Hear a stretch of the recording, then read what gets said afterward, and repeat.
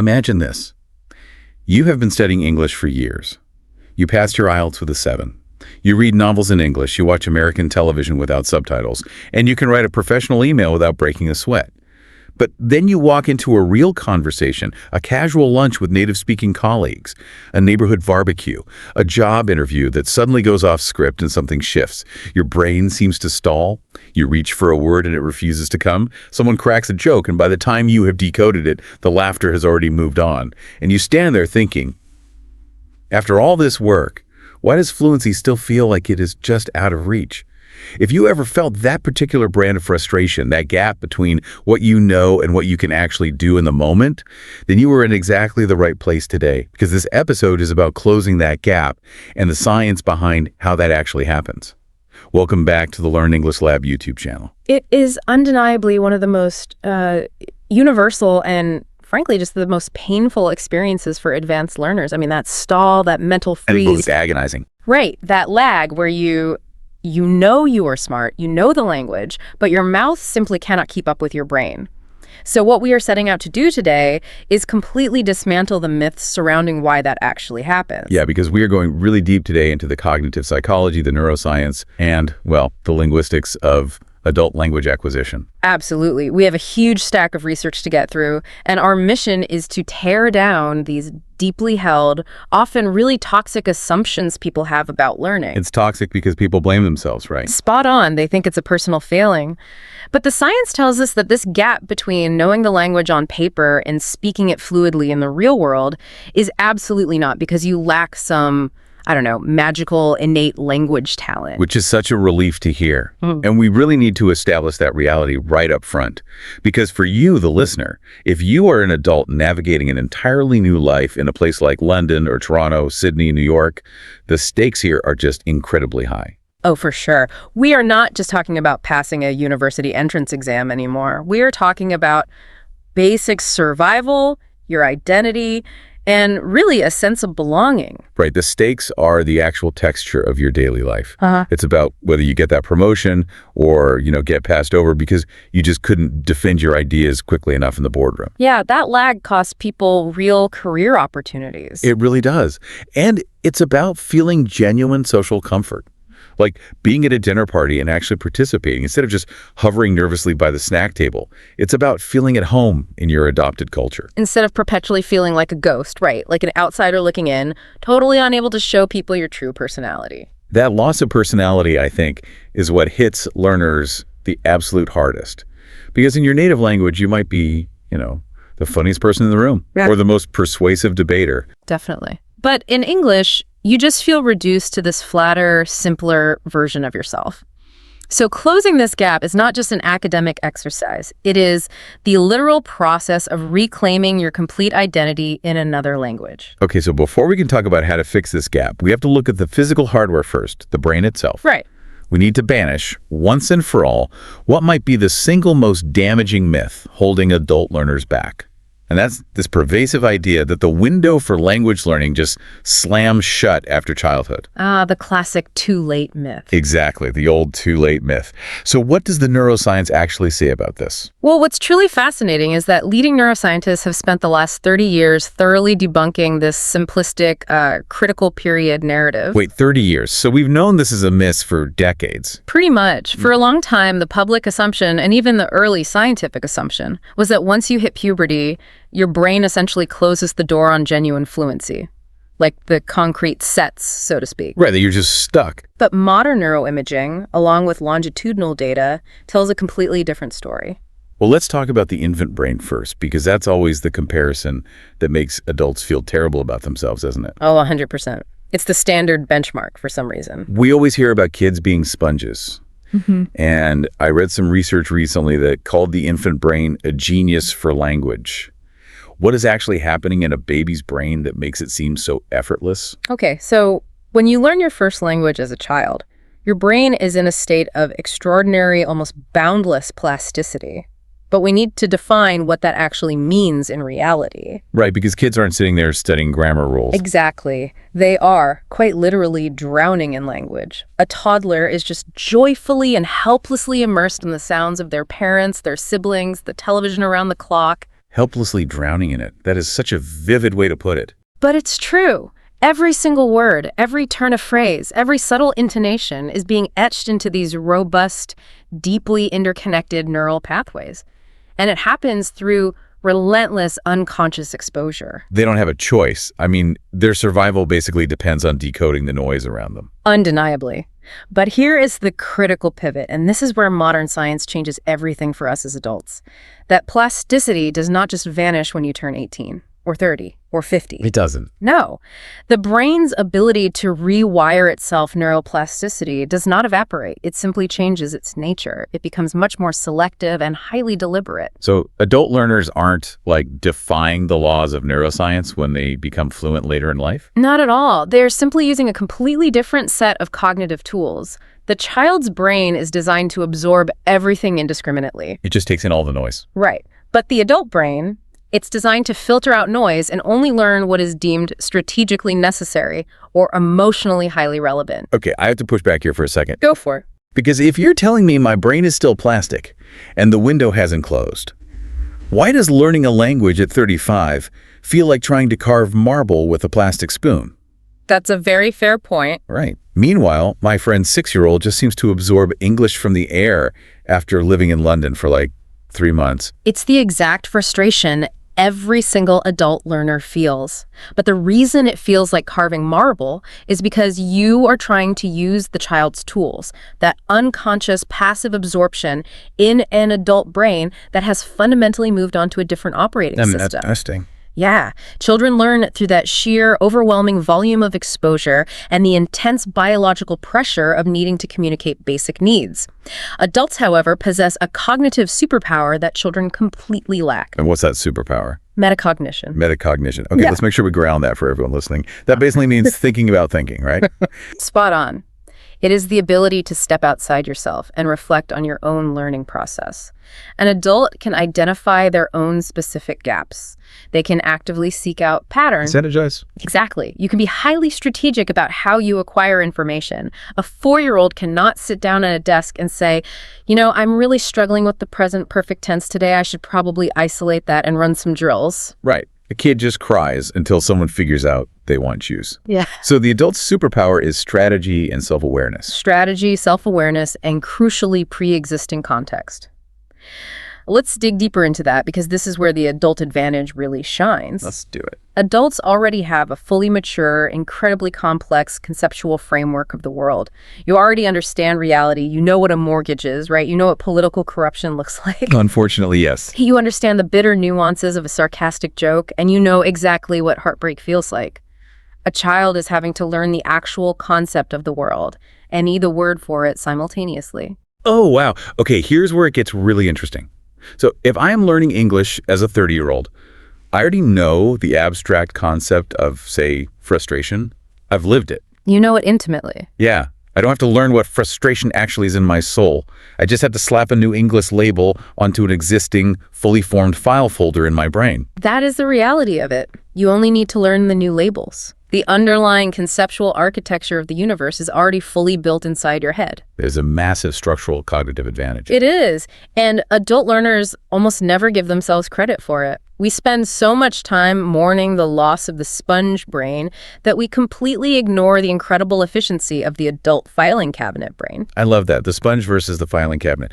So if we adults have this superpower of metacognitive strategy and this pre-built filing cabinet, how do we actually use it? Well, we have to strategically feed the brain.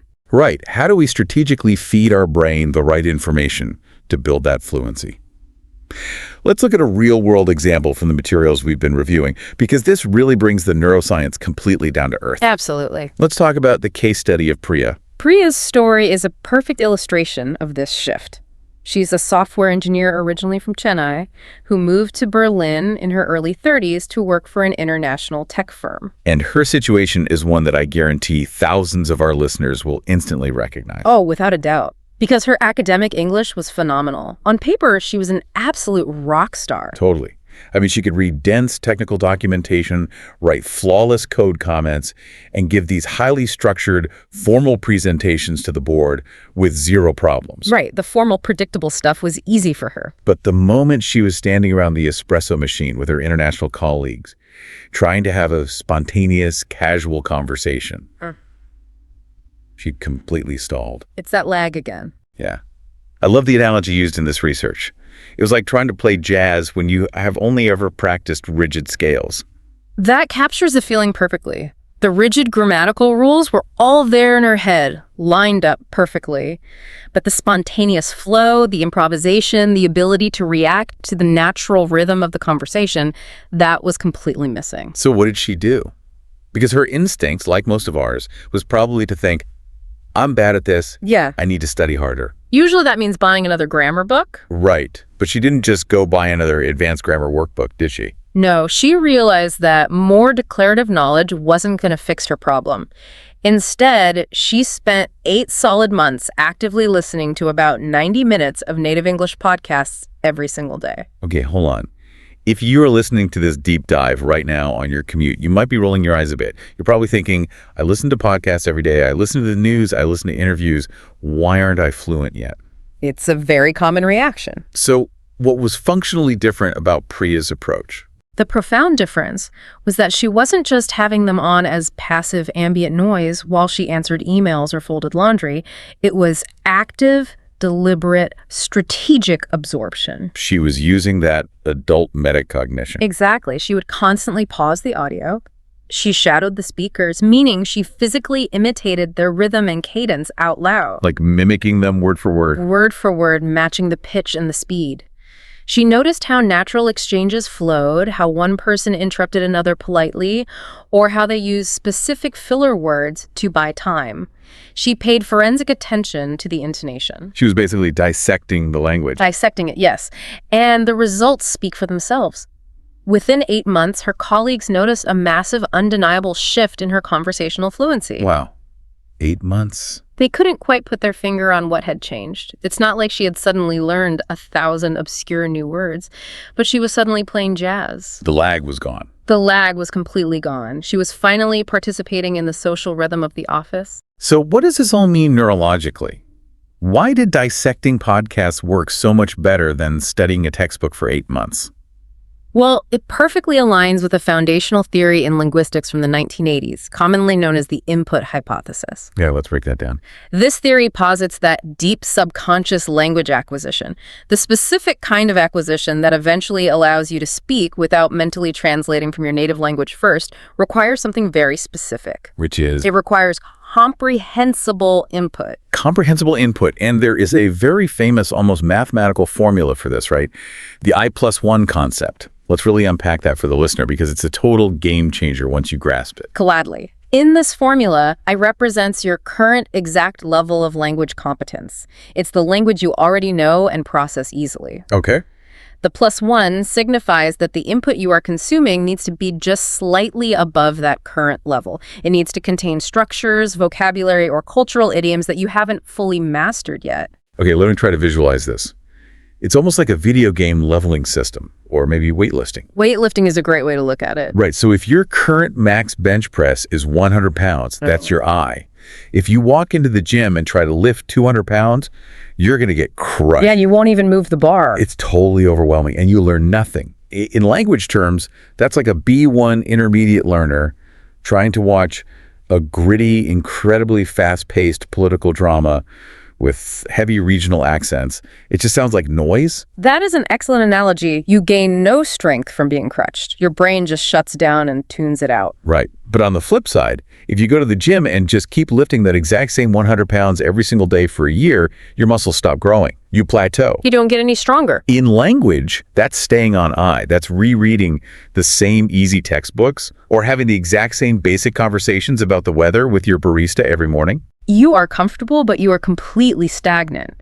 To grow, you need to lift 105 pounds. You need to reach for I+1. It has to be a stretch. It must be challenging enough to force your brain to stretch its understanding, to rely on context clues to bridge the gap, but not so hard that you become frustrated and just give up. And the brain is constantly trying to bridge that gap behind the scenes, isn't it? It wants to figure it out. Absolutely. The human brain is an absolute master at detecting patterns. It is a biological pattern recognition machine. But to deeply internalize those new linguistic patterns, it requires a critical mass of encounter. A critical mass. So doing it once isn't enough. Not even close. You cannot just understand a new phrasal verb once in a podcast and realistically expect it to magically appear in your spontaneous speech the next day. We've all tried that, and it never works. You have to encounter that exact pattern across multiple contexts repeatedly until the brain statistically recognizes it as essential, valid, and automatic. This is why I really want to emphasize the difference between hearing and active listening here, because it's so incredibly easy to trick ourselves into thinking we are doing the work. Oh, people trick themselves all the time. Having an English radio station playing quietly in the background while you're grocery shopping or chopping onions, that is just hearing. It might make you feel productive, it might make you feel like you're immersing yourself, but it is not the same as Priya's deliberate, focused attention. It undeniably is not the same. Passive listening has its place, perhaps for getting a general subconscious feel for the melody and prosody of a language, but it absolutely does not drive that deep structural acquisition. You have to pay attention. Active listening requires full engagement. It requires you to notice the gap between what they said and what you would have said in that situation. Okay, so Priya actively listened. She flooded her brain with high-quality I+1 input.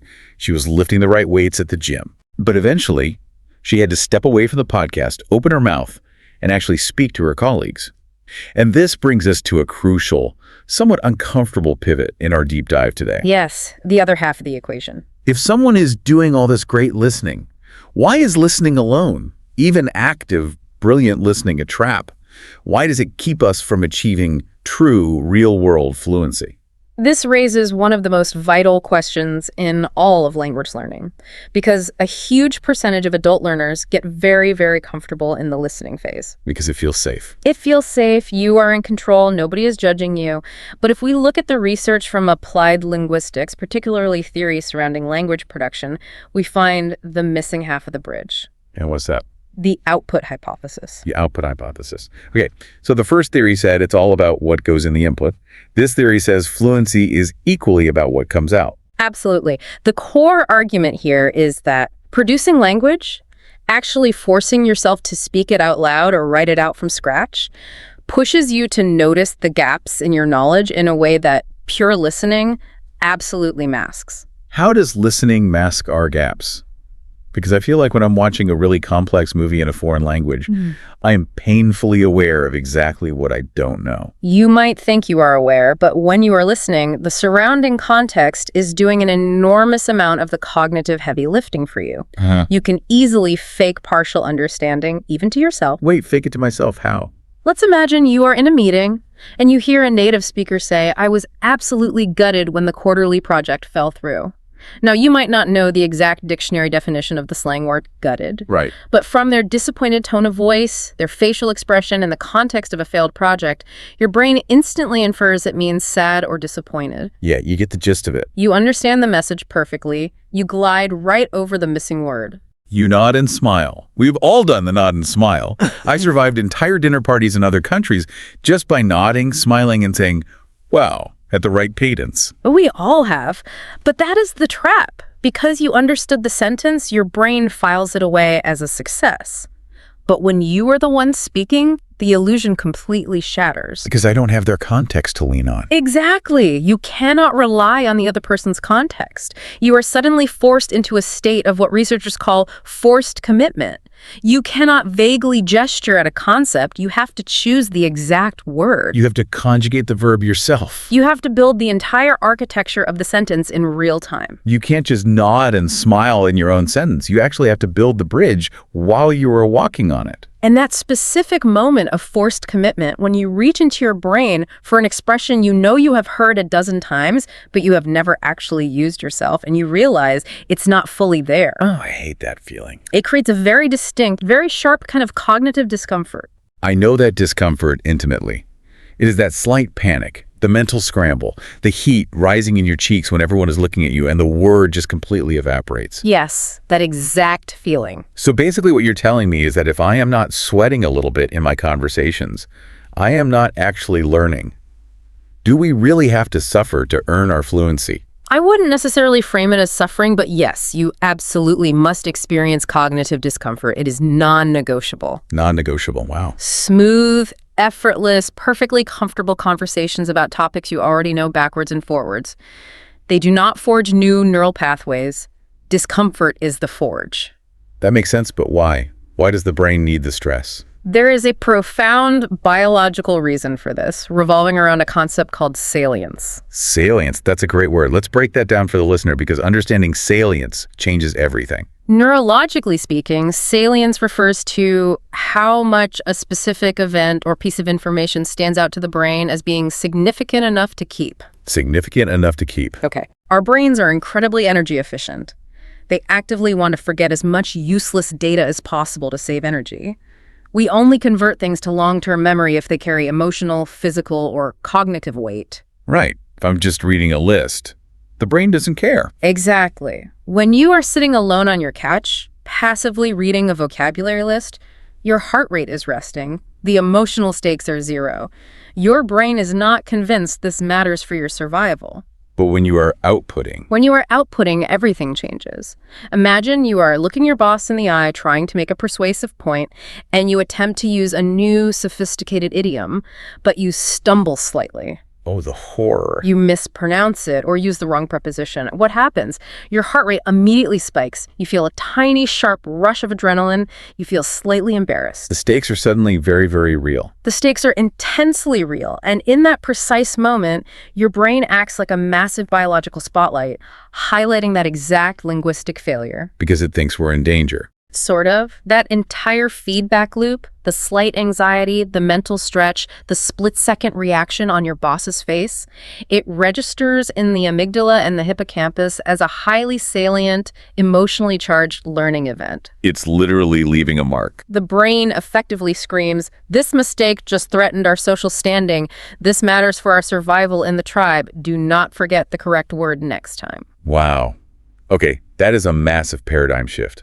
Because think about it, when we avoid speaking because we don't want to sound foolish, which is what everyone does. right? Or when we stick to safe, simple vocabulary just to protect our ego, we aren't just delaying our progress. We are actively preventing our brain from flagging the language as important enough to remember.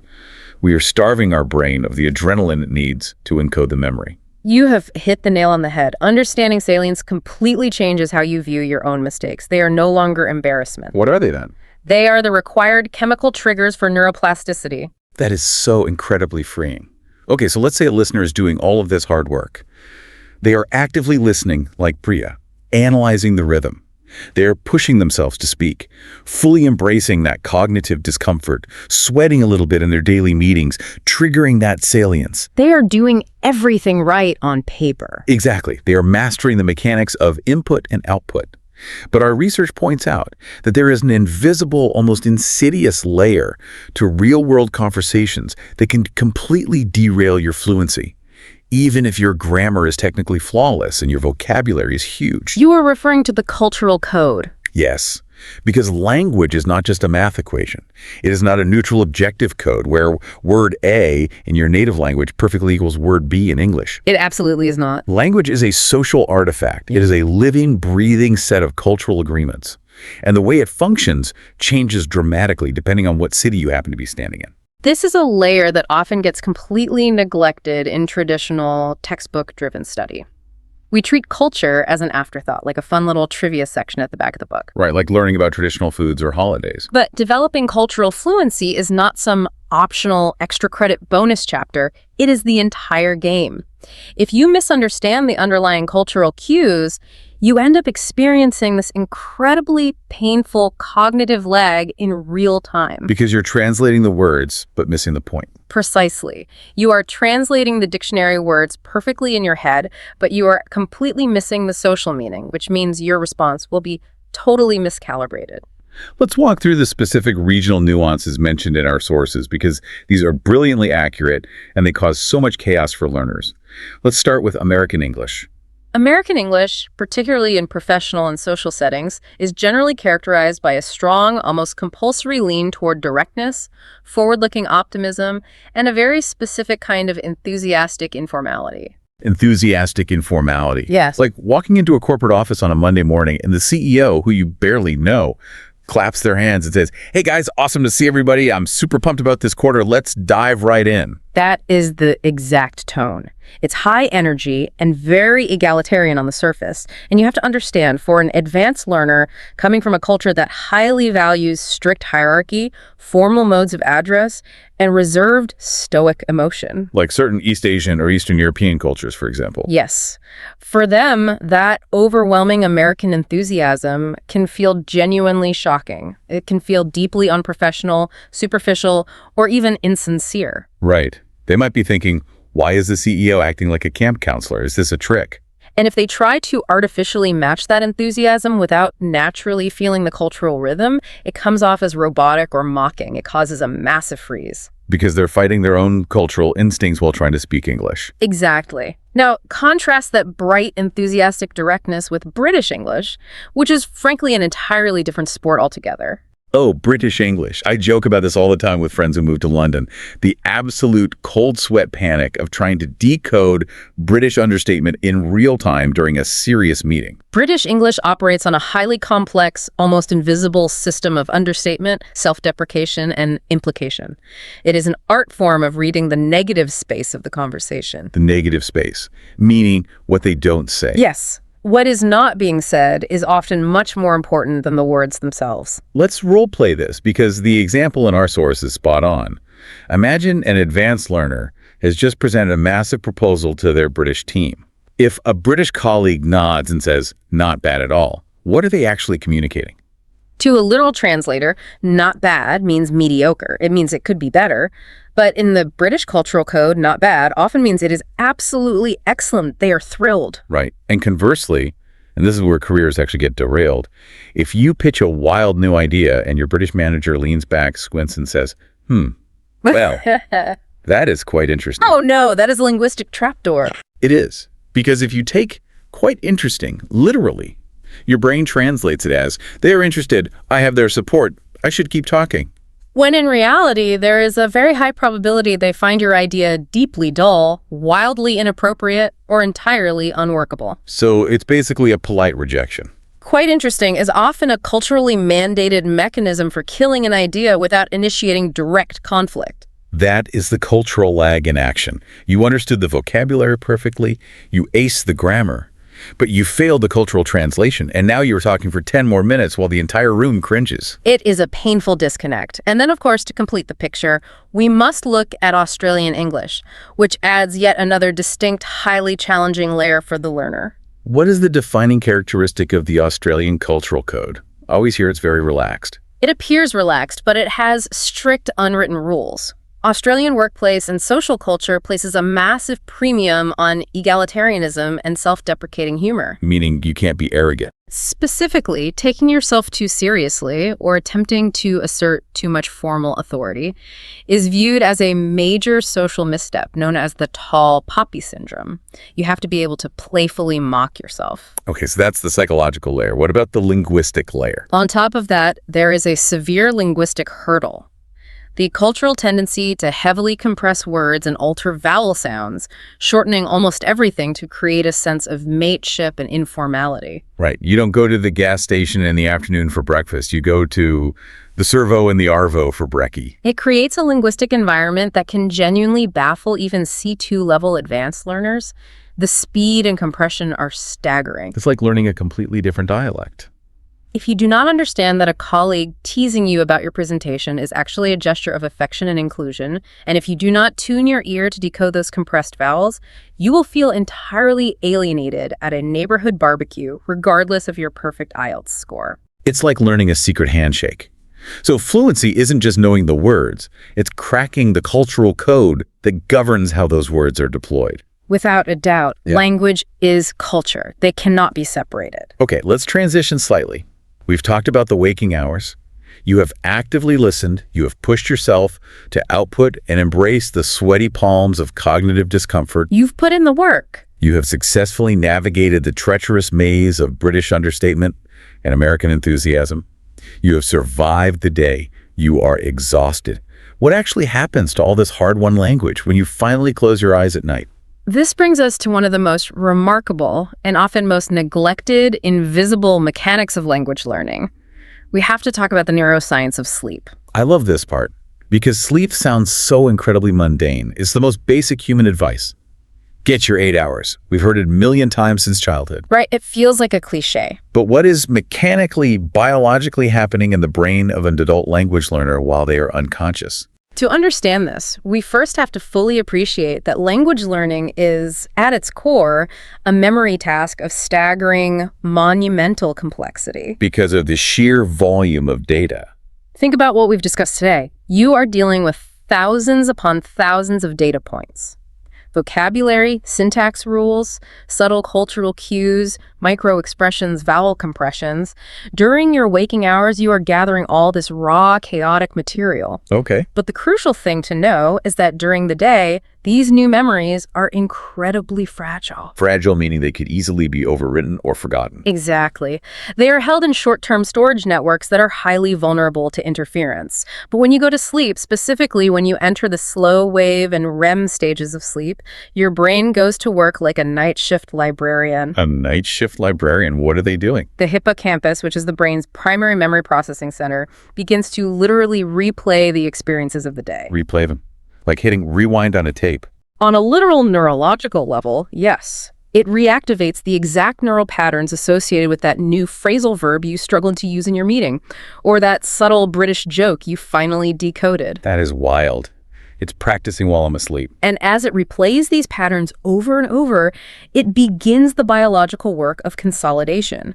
It physically strengthens the synapses, transferring those fragile short-term memories out of the hippocampus and weaving them into the robust, permanent, long-term storage networks across the cortex. Okay, here's the analogy that immediately jumps to my mind.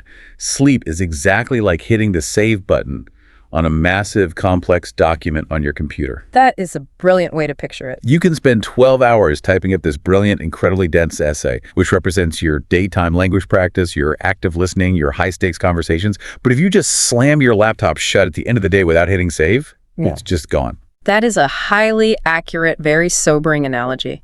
If you cut your sleep short, if you only sleep 5 hours, you are literally halting the brain's biological language learning process mid-save. Oh, wow. Mid-save. You are severing the consolidation process before the file is fully transferred to the hard drive. So the classic strategy of pulling an all-nighter to cram English vocabulary flashcards before an exam or a big meeting is essentially an act of neurobiological self-sabotage. It is the worst possible thing you can do for long-term fluency. You are gathering the data but refusing to save it. And this reality of memory decay ties directly into another crucial invisible mechanic, the spacing of how we expose ourselves to the language. Yeah. Let's talk about that. If my brain leaks unsaved information, how fast does it leak? I want to explore the forgetting curve. The forgetting curve is a fundamental principle derived from 19th century memory research. It mathematically mapped out the depressing reality of human memory. Depressing because we forget everything. Yes, information fades exponentially over time if it is not actively reviewed. It is a steep, steep cliff. So if I learn a fantastic new English idiom on Monday morning, and I completely understand it, but I don't see it or hear it again, by Thursday, it's basically evaporated. It has severely decayed, yes. Your brain assumes that because you haven't needed it again, it must not be vital for survival, so it prunes the connection to save energy. So all that hard work on Monday was for nothing. But, and this is the hopeful part, that same research proved that if you strategically interrupt that forgetting process... Interrupted how? By reviewing the material at specific spaced intervals, just as it is beginning to fade from memory. If you review it on Tuesday, then again on Friday, then again next Thursday, you dramatically flatten the curve. The curve flattens out, meaning I remember it longer. You strengthen the retention, the memory becomes more durable, requiring less frequent review each time you recall it. This is the underlying science behind spaced repetition systems, which are huge in the language learning community right now.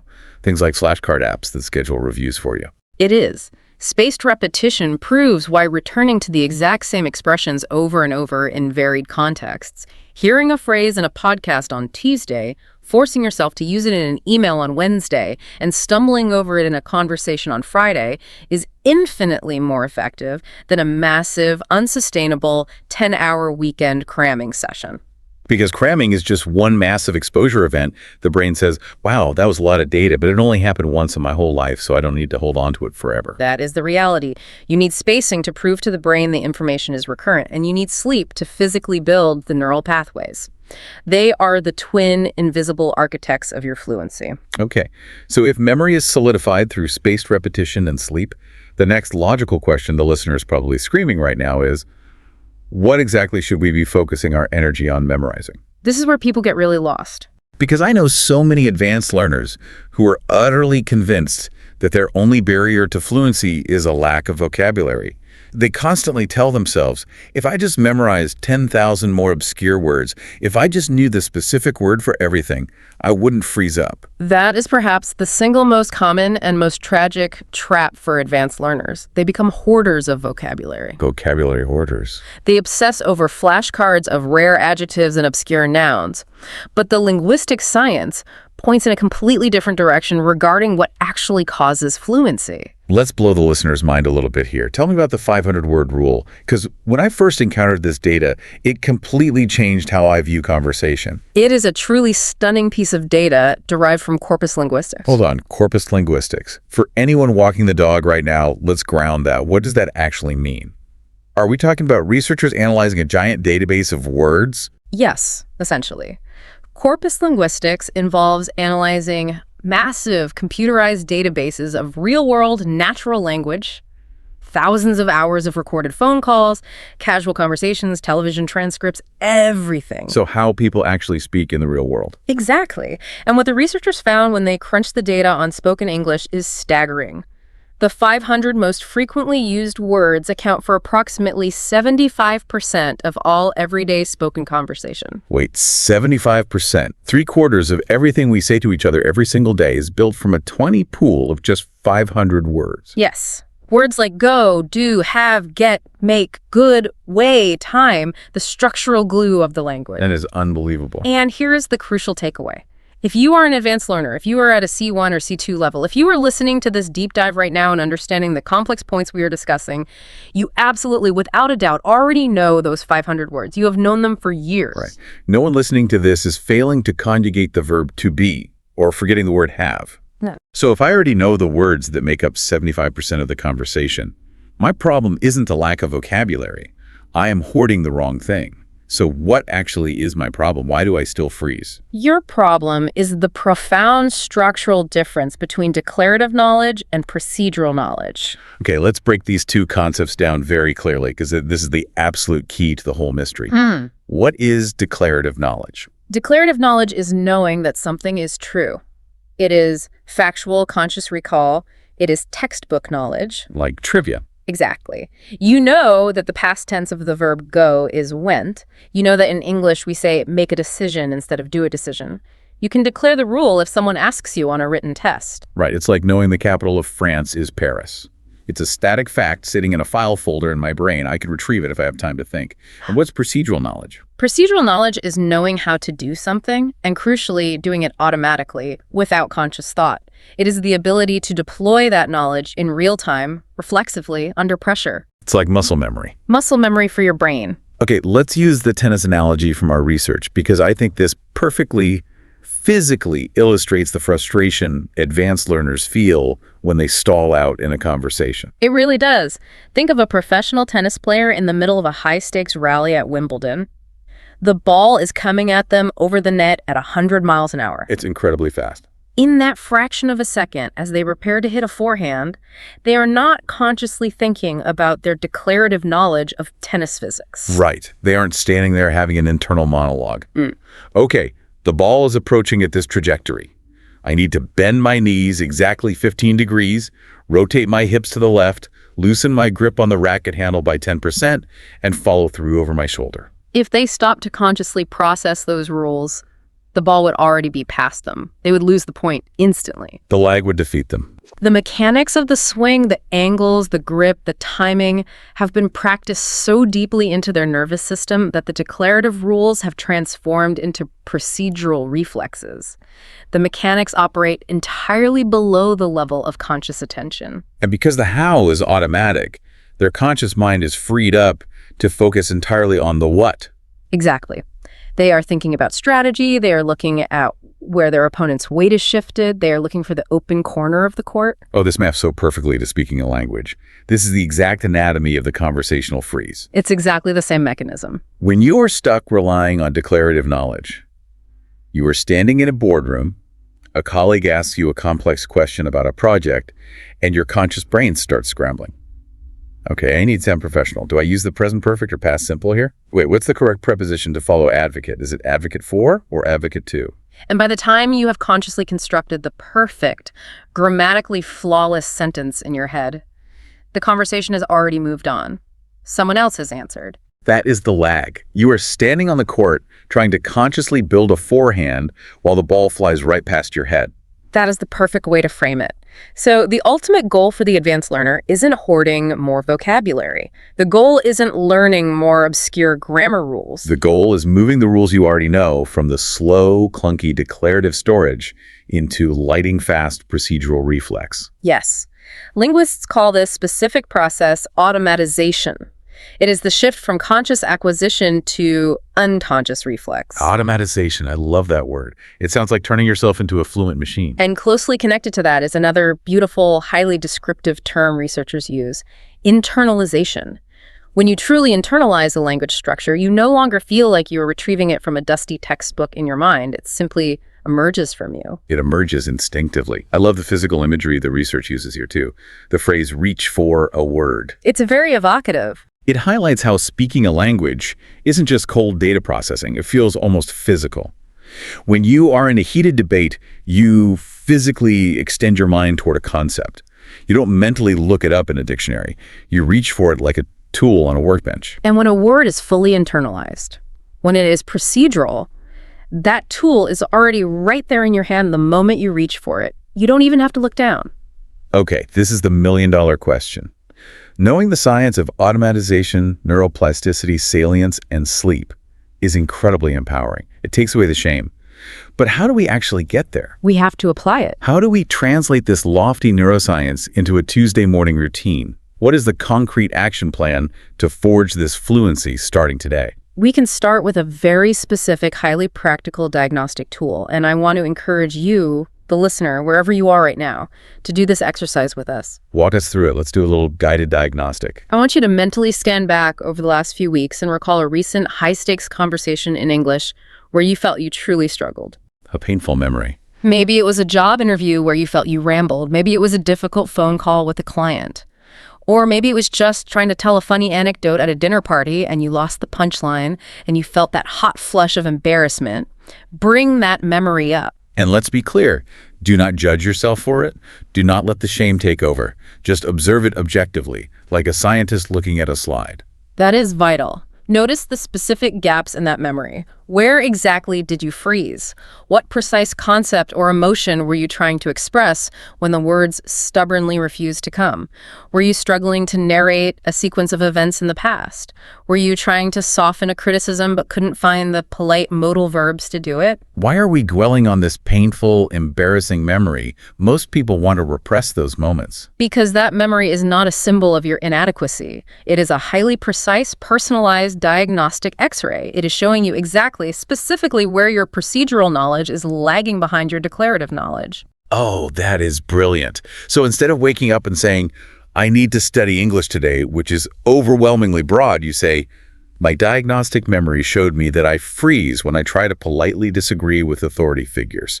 So today, I'm going to practice these specific procedural mechanics of hedging and polite disagreement. You diagnose the specific weakness, and then you target it. Now, once you have your target, let's look at the practical steps to actually drive that automatization. Step 1 of the action plan. Seat high-stakes output. Right, because we established earlier that comfortable, easy chats over coffee don't build neural pathways. Discomfort does. We need that salience. You must actively find a context that pushes you to the absolute edge of your comfort zone, and ideally you need to do it immediately. Today, do not wait until you feel ready, because you will never feel ready. What does seeking high-stakes output look like practically for an adult with a busy life? It absolutely does not have to be a formalized language class. In fact, real-world stakes are better. Go to a professional networking event in your city where you know no one, and force yourself to introduce yourself and explain what you do in English. That would definitely get the heart rate up. If you have a problem with your internet bill, call the customer service helpline in English to aggressively resolve the issue instead of relying on the native language option. Engage in a passionate, heated debate on a specialized online forum where you have to defend your opinions. So the medium, whether it's a phone call, a debate, or a networking event, matters far less than the internal pressure. You just need to engineer that slight spike of adrenaline to flag the moment as salient for your brain's memory centers. Yes, you must engineer the adrenaline. Yeah. Which brings us to step 2 of the action plan. Treat errors as data. I love this framing so much. Our research discusses a theory from one of the pioneers of applied linguistics regarding how we should view mistakes. Yes, this theory fundamentally altered language pedagogy. It argued that the errors a learner makes are not signs of intellectual failure or regression. They are, in fact, visible, valuable evidence of your interlanguage actively developing. Interlanguage, I want to make sure everyone grasps this. Interlanguage isn't just broken English, is it? It's almost like my brain is building its own temporary intermediate operating system. It's a bridge between my native tongue and English, and it has its own internal logic. That is a brilliant way to frame it. It is a software patch that your brain is constantly updating. So when you are at that high-stakes networking event and you make a blatant grammatical mistake in front of a colleague, do not internally berate yourself. Do not let the shame spiral start. Just observe it. View it coldly, objectively, as a linguist would. Tell yourself, oh, fascinating. I used the wrong preposition to describe time there. My interlanguage hasn't fully mapped that rule yet. It is just neutral data pointing you to your next practice target. You remove the ego, Yeah. and you just look at the data. Okay, what is step 3 for building fluency? Step 3, build a deliberate input habit. Because even if you are outputting constantly, you still need raw material to work with. But the material has to be authentic and native speed. So we need to throw away the graded readers, the slow-spoken news podcasts, and the simplified ESL course books. Burn them, metaphorically speaking. Once you are an advanced learner, simplified materials are actively harming your ability to process real-world speed. Because the real world doesn't slow down for you. Exactly. You need to consume real documentaries, read contemporary, unedited literature, listen to fast-paced podcasts designed for native speakers. It must be authentic, messy, unvarnished language.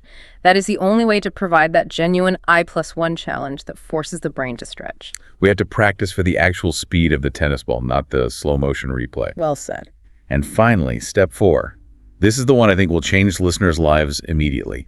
The same-day rule. The same-day rule is highly, highly effective for forcing that stubborn vocabulary over the line from declarative knowledge into procedural reflex. How does it work? It works like this. When you are doing your deliberate input, your active listening, and you notice a very natural, native-sounding expression.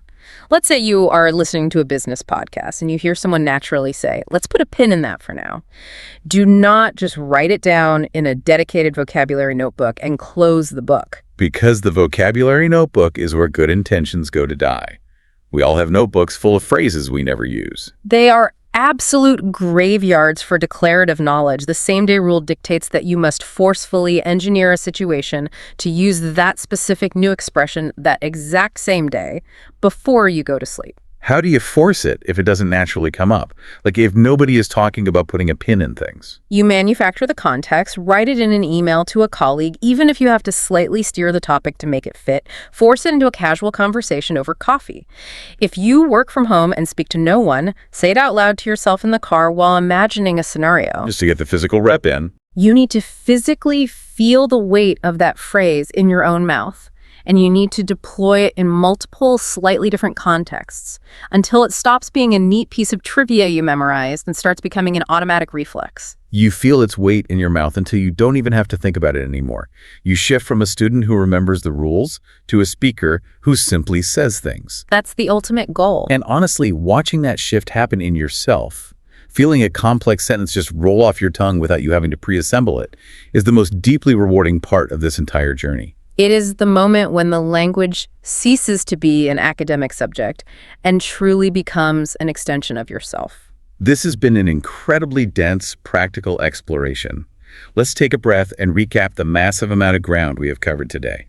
We started by completely destroying the myth that you are too old to achieve true fluency. Yes, the brain stays plastic. The adult brain never loses its neuroplastic capacity for language. It just requires you to pivot.